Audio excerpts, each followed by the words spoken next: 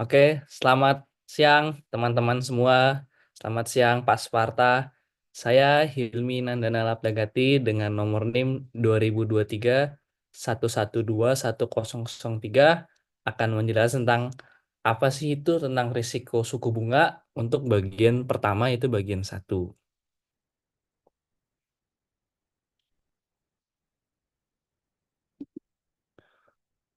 Untuk untuk presentasi kali ini itu akan mencakup dari 4 konten.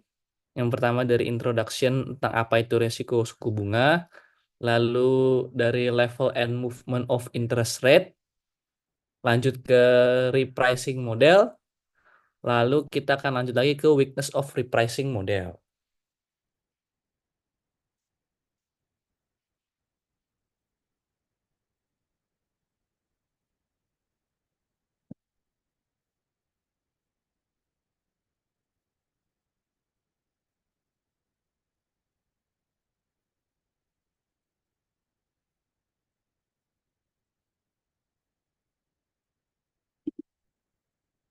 Nah, kita di sini akan masuk dulu tentang penjelasan tentang apa sih itu risiko suku bunga.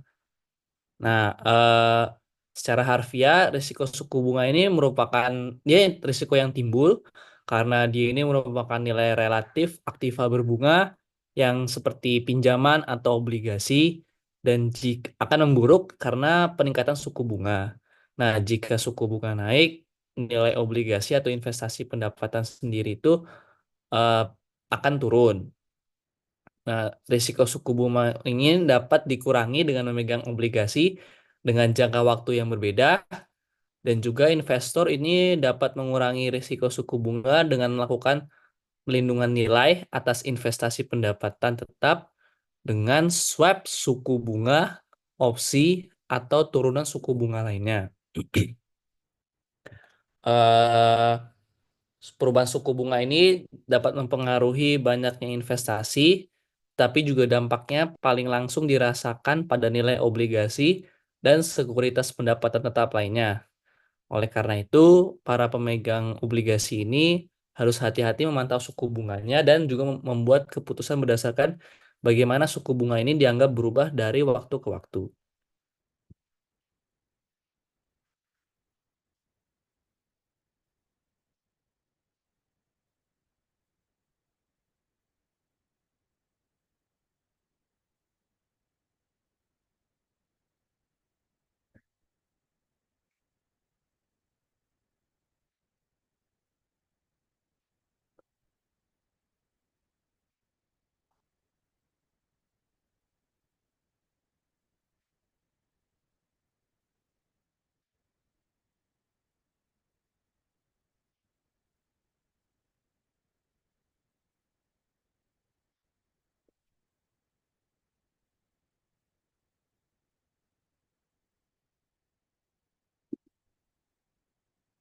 Oke, kita lanjut ke tentang apa sih yang level dan movement of interest rate.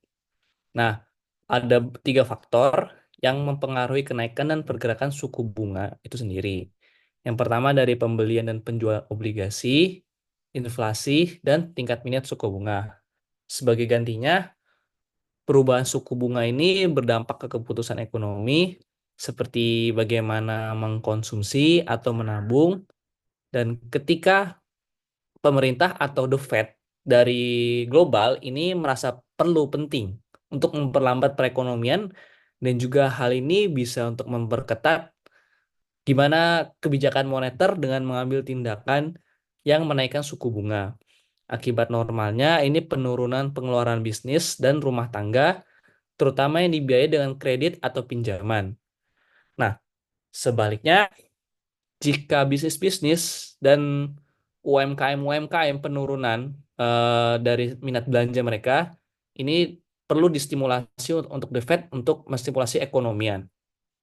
Nah, di sini memungkinkan suku bunga untuk turun atau kebijakan moneter ekspansif dan jatuhnya suku bunga ini mendorong untuk meningkatkan peminjaman dan pembelanjaan.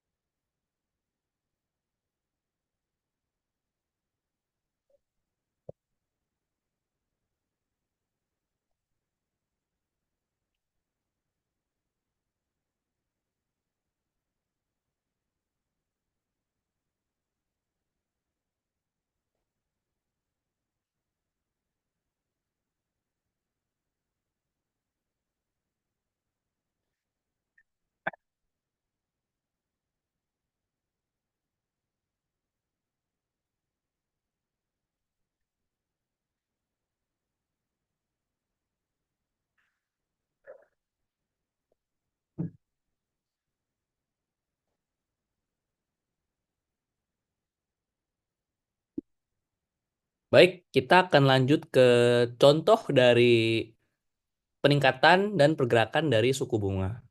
Nah, ini merupakan salah satu contoh dari peningkatan dan kenaikan dan pergerakan suku bunga, yaitu pada tahun 2008 ada yang namanya Global Financial Crisis di Amerika dan seluruh dunia. Nah, di sini perekonomian Amerika Serikat itu jatuh ke dalam depresi dalam semenjak dari The Great Depression. Di sini The Fed ini merupakan salah satu langkah yang paling bersejarah bagi mereka dan secara tak terduga ini mengumumkan bahwa mereka di sini akan menurunkan target suku bunga dana The Fed menjadi kisaran antara 0 sampai seperempat dari 1% dan juga menurunkan tingkat jendela diskonnya menjadi 0,5%. Ini merupakan tingkat terendah sejak tahun 1940-an, yaitu The Great Depression. Selain dampak, selain,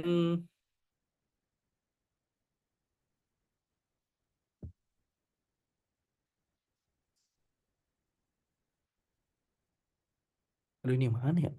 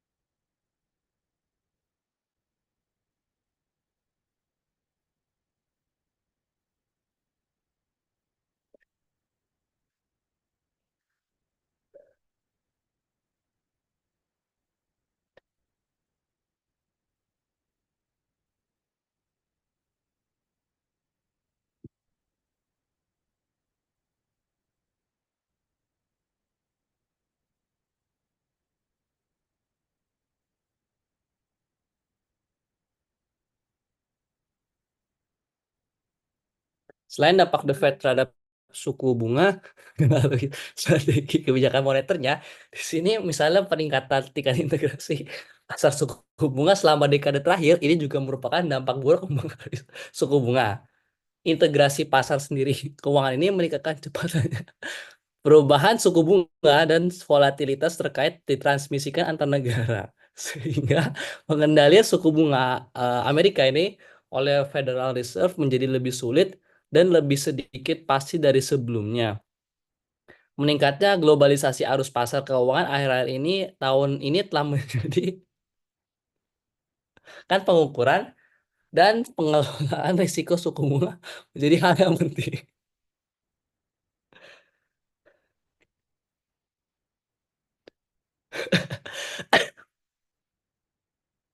Misal saja investor di seluruh dunia ini mengevaluasi tentang cermat pernyataan dari Janet Yellen, contohnya yaitu Ketua Federal Dewan Gubernur Cadangan di hadapan Kongres-Kongres di Amerika.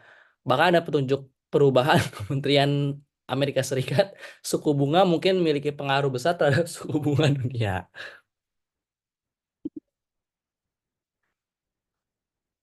Nah, ini merupakan salah satu contoh pergerakan suku bunga.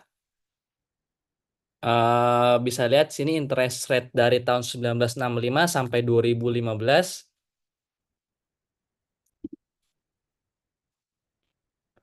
Baik, kita akan lanjut ke repricing model. Nah, apa sih teman-teman repricing model itu?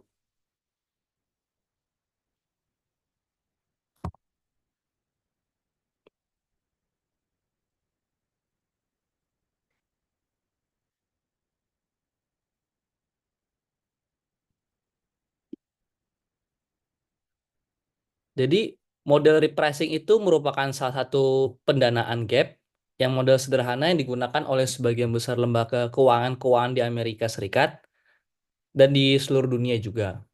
Nah, model ini tuh pada dasarnya ini tuh merupakan analisis arus kas akuntansi nilai buku yang dimana ini merupakan kesenjangan penetapan harga antara pendapatan bunga yang diperoleh dari aset lembaga keuangan dan beban bunga yang dibayarkan atas kewajibannya.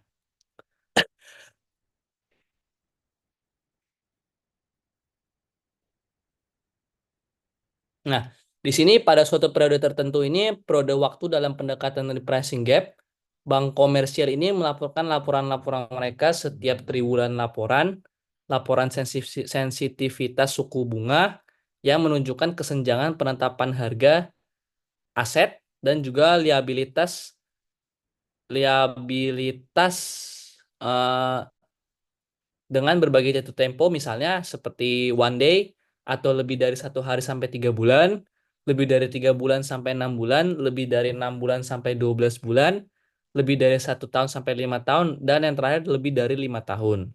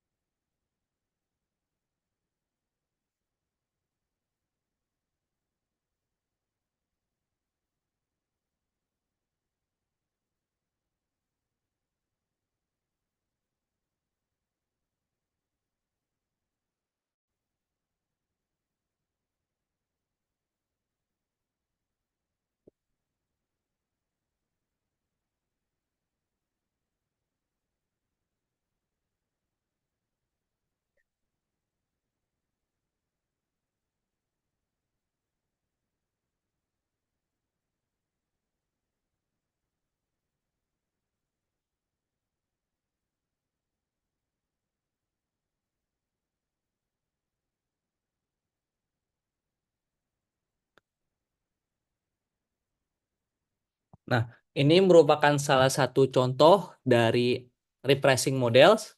Nah, di sini bank itu tuh melaporkan gimana sih kesenjangan di setiap kelompok jatuh tempo dengan menghitung sensitivitas suku bunga di setiap asetnya dan setiap kewajiban di neracanya.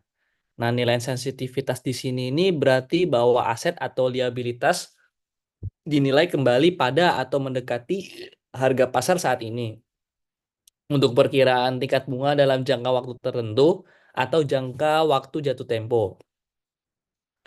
Penetapan ulang atau repricing dapat merupakan hasil dari perpanjangan suatu aset atau liabilitas seperti pinjaman-pinjaman dilunasi sebelum jatuh tempo atau pada jatuh tempo.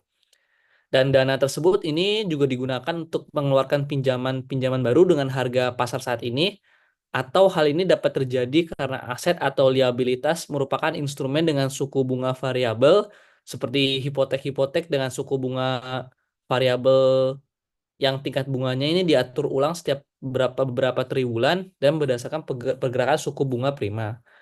Pada tabel ini disajikan yaitu laporan-laporan sensitivitas suku bunga sederhana yang menunjukkan aset-aset dan kesenjangan penetapan harga kewajiban suatu laporan keuangan. Nah, di sini dikategorikan ke dalam masing-masing dari 6 yang telah ditentukan sebelumnya.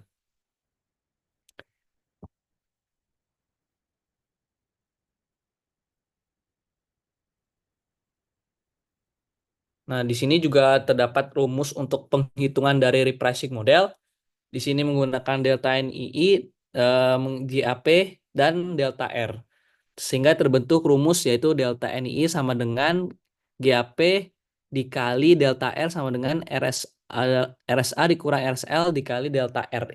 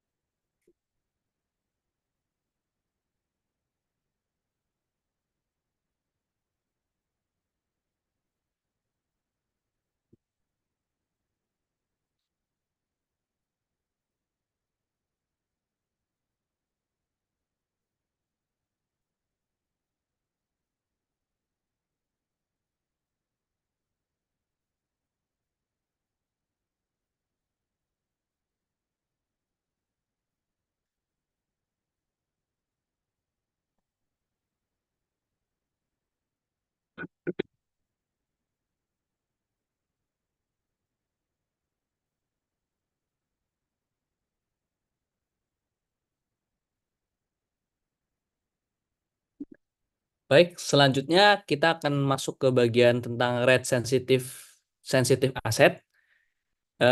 Jika kita melihat dari tabel tersebut ini, terhadap suku bunga 1 tahun yang pertama yaitu dari pinjaman konsumen jangka pendek sekitar 50 juta dolar. Ini diberikan harga ulang pada akhir tahun dan juga membuat batas waktu dalam 1 tahun. Lalu T-bills atau selama 3 bulan yaitu sekitar 30 juta dolar. Ini dihargai ulang pada saat jatuh tempo atau rollover setiap 3 bulan.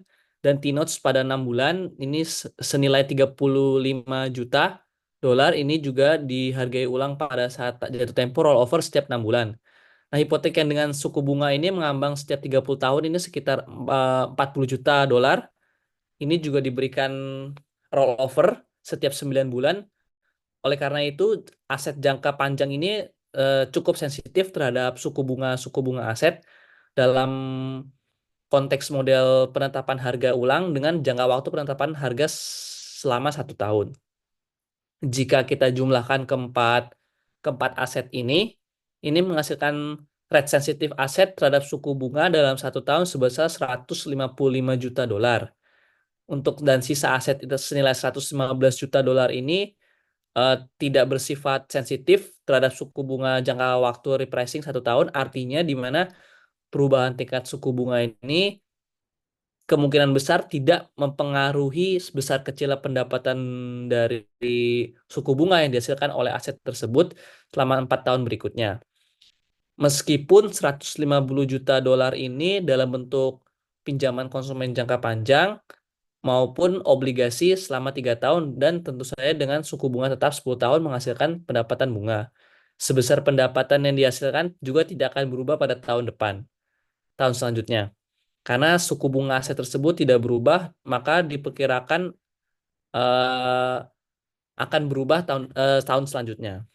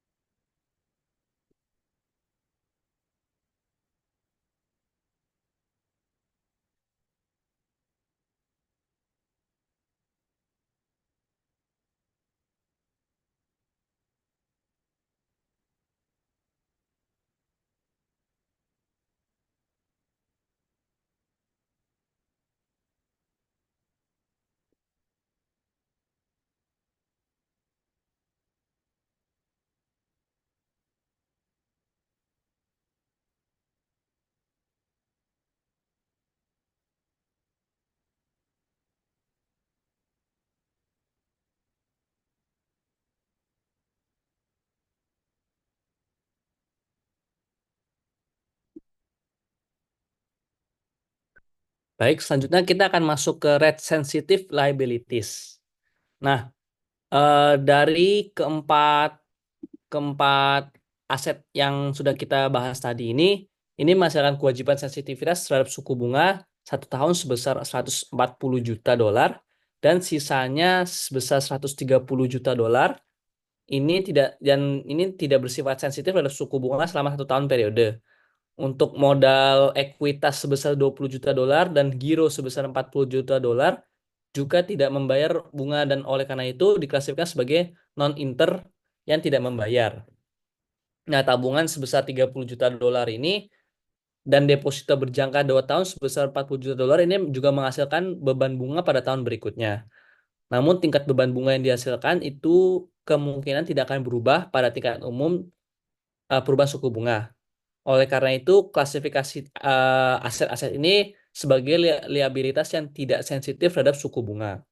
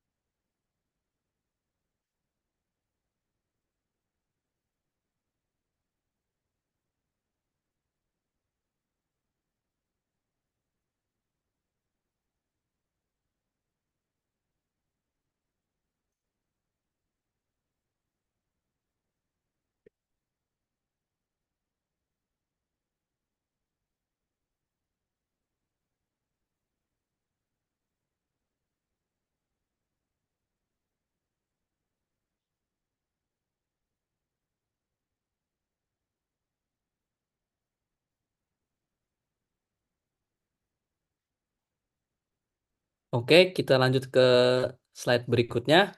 Nah, ini tuh merupakan salah satu contoh nih, interest rate sensitivity. Nah, di sini tabel ini tuh menunjukkan laporan sensitivity dari Security Federal Corp pada tahun 2014. Nah, di laporan ini tuh Security Federal ini juga melaporkan kesenjangan penetapan harga untuk periode mulai dari 3 bulan hingga 10 bulan selama bertahun-tahun. Dan perspektif industri ini menunjukkan beberapa masalah yang ditangani oleh Wells Fargo dalam mengevaluasi risiko suku bunganya dalam pilihan jangka waktu yang digunakan untuk mengukur risiko suku bunga yang merupakan poin-poin penting, komponen utama yang penting untuk manajemen dalam mengambil risiko ini. Periode penetapan harga yang terlalu lama ini mencakup banyak sekuritas dihargai ulang pada waktu yang berbeda dalam periode penetapan. Yang dimana artinya hal ini melebih-lebihkan tarifnya sensitivitas neraca dan membiarkan laporan keuangan terkena resiko suku bunga. Contohnya seperti bank yang mengukur exposure risiko suku bunga selama 1 tahun dan memiliki selisih harga sebesar hanya 0 dolar selama 1 tahun. Namun jika bank tersebut mempunyai RSA senilai 50 juta dolar lebih banyak dibandingkan RSL yang diberikan harga ulang dalam 6 bulan pertama tahun ini dan liabilitas sebesar 50 juta dolar ini juga lebih banyak dibandingkan aset yang dinilai ulang selama 6 bulan terakhir. Ini akan terkena perubahan suku bunga yang terjadi dalam tahun tersebut yaitu tahun 2014.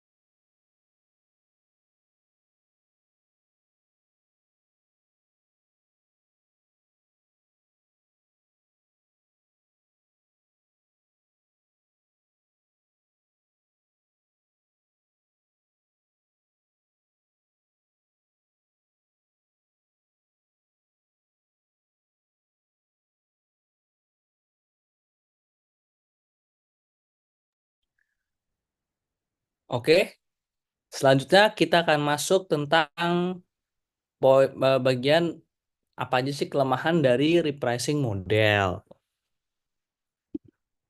Nah, yang kita ketahui yang pertama itu dari market value effect. Nah, untuk market value effect ini yang sudah kita bahas seperti pada resiko laporan keuangan yang terdahulu, ini perubahan tingkat suku bunga mempunyai dampak terhadap efek nilai pasar selain efek pendapatan pada nilai aset dan liabilitas, yaitu nilai nilai yang kini itu arus kas aset dan liabilitas akan berubah. Selain itu, bunga yang diterima atau dibayarkan atas bunga tersebut seiring dengan perubahan suku bunga. Faktanya, prenilai entitas dan apabila relevan juga dari harga pasar, ini hampir seluruh aset dan liabilitas pada neraca laporan keuangan ini pasti akan berubah seiring dengan perubahan suku bunga. Nah, model penetapan harga ulang ini juga diabaikan dari efek nilai pasar secara implisit dengan mengasumsikan pendekatan akuntansi nilai buku.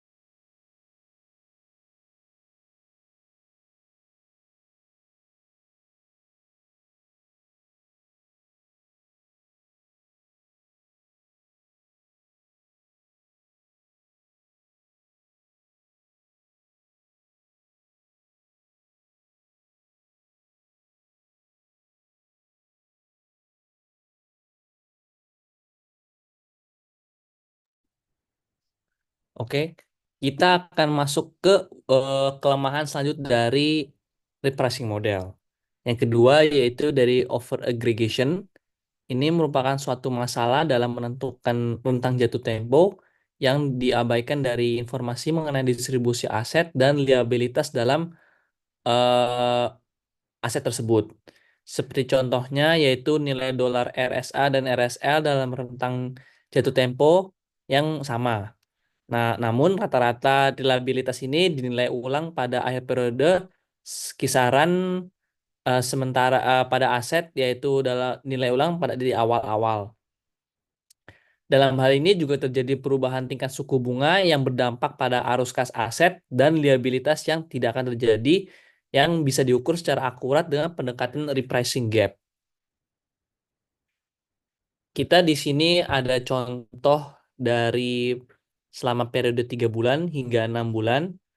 Kita perhatikan di sini bahwa RSA senilai 50 juta dolar ini lebih banyak dibandingkan RSL yang diberikan pengulangan harga antara bulan ketiga dan keempat. Sementara untuk RSL sendiri ini senilai 50 juta dolar ini lebih banyak dibandingkan RSA yang diberikan harga pengulangan antara bulan kelima dan keenam.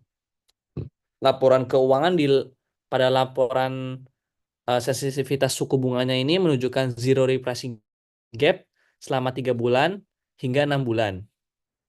Tapi yang bisa kita lihat di sini secara mudah aset laporan keuangan dan kewajiban ini tidak cocok. Eh, Otomatis semakin pendek rentangnya kesenjangan, semakin kecil masalah ini. Apabila laporan keuangan menghitung satu hari kesenjangan di waktu yang akan datang, ini akan memberikan gambaran yang lebih akurat paparan terhadap pendapatan suku bunga terhadap perubahan suku bunga. Nah, kebanyakan para perusahaan laporan keuangan ini memiliki internal sistem yang menunjukkan kesenjangan penetapan harga pada hari-hari tertentu di waktu yang akan datang. Rentang waktunya sekitar 252 hari, 1329 hari, dan seterusnya.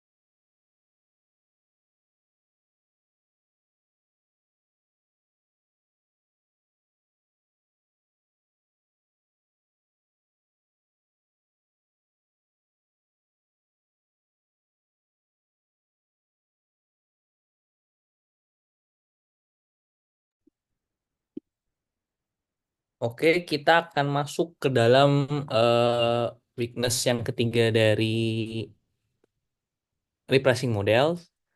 Nah, dalam repricing model sederhana yang dibahas sebelumnya, kita mengasumsikan bahwa pinjaman-pinjaman konsumen jatuh tempo dalam 1 tahun atau semua konvensional jatuh tempo dalam 30 tahun terdapat dari 5 problem of run-offs. Yaitu yang pertama dari loan maturity variability. Di sini lembaga keuangan ini juga harus terus-menerus kan mengeluarkan dan menghentikan pinjaman konsumen dan hipotek. Tidak seperti model penetapan harga sederhana yang mengasumsikan jangka waktu tetap 1 tahun untuk pinjaman konsumen dan 30 tahun untuk hipotek. Lalu ada namanya partial maturity. Beberapa pinjaman seperti hipotek dengan jangka waktu 30 tahun memiliki sisa tahun jatuh tempo yang lebih sedikit sehingga menyebabkan kesalahan klasifikasi sebagai pinjaman tidak sensitif terhadap suku bunga meskipun pinjaman tersebut jatuh tempo lebih cepat atau dibayar di muka. Lalu ada yang namanya early prepayment. Di sini hipotek dapat dibayar di muka lebih awal karena pembiayaan kembali atau penjualan rumah, sehingga hasilnya diinvestasikan kembali pada harga pasar saat ini.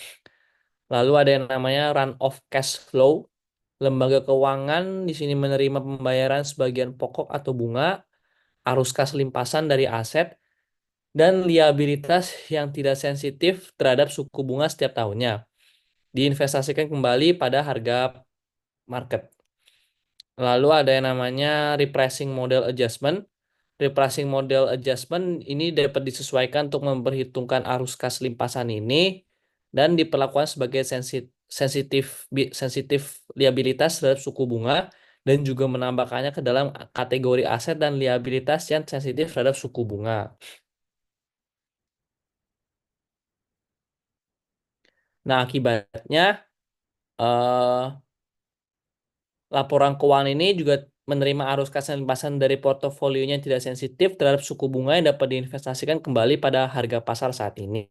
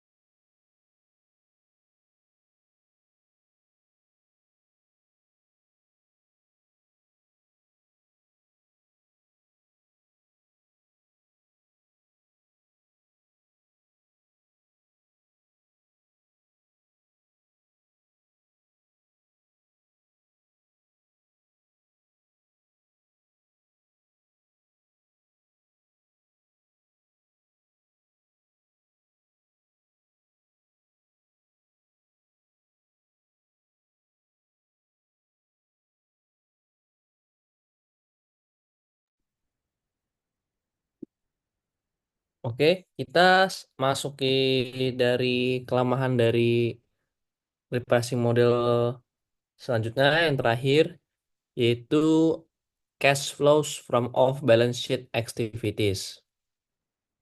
Eh, di sini RSA dan RSL ini yang digunakan dalam model penetapan harga umumnya ini hanya mencangkup dari aset dan kewajiban yang tercatat di neraca perdagangan. Perubahan suku bunga ini juga mempengaruhi arus kas pada banyak instrumen off balance sheet.